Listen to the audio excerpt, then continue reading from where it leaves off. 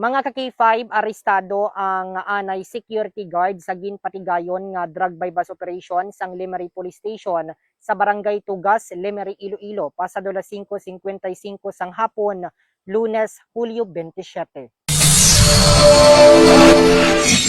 Ginkilala ang subject nga si Rogelio Osal o kung mas kilala nga si alias Ronron, 38 anyos, may asawa, kag residente sang Barangay Malbog, Estancia, Iloilo, kag ginakabig high value individual o kung HBI. Ang superpower sa Mighty C, lakas tensya, matalinaw, Mighty C.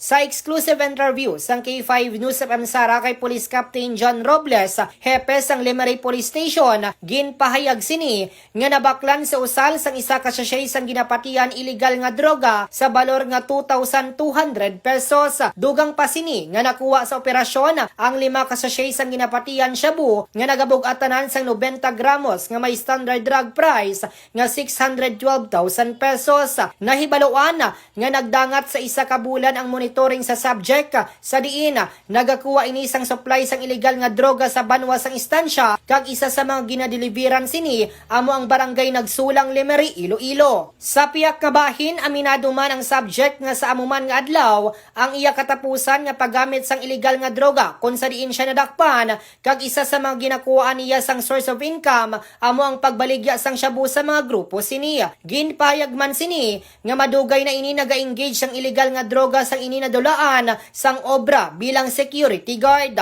Sa karon, si Osal ang yara sa kustodiya sang Lemery Police Station kag natalana nga pasakaan sang kaso nga paglapas sa Republic Act 9165 o kon Comprehensive Dangerous Drugs Act of 2002. Bali nga atong subject no pag-ingalanan lang nato ini sa kay alias Ronron kag kainasang hapon mga alas 5:55 nagpatigayan kita sa isa ka bypass operation diri sa Barangay Tugas, Lemery, Iloilo.